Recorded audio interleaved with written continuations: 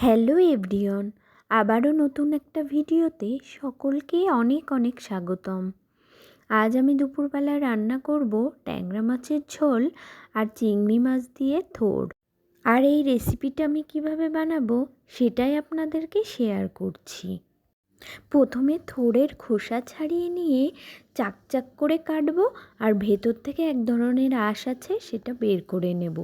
বের করে আবার কুচি কুচি করে কেটে নেব। আমি এর মধ্যে আলু ব্যবহার করব। তো হাজবেন্ড সকাল সকাল অফিস চলে গেছে, টিফিন গুছিয়ে দিয়েছি, এবার রান্নাঘরে এসেছি। প্রথমে কড়াইতে তেল দিয়ে চিংড়ি মাছগুলো নুন হলুদ দিয়ে ভেজে তুলে নেব।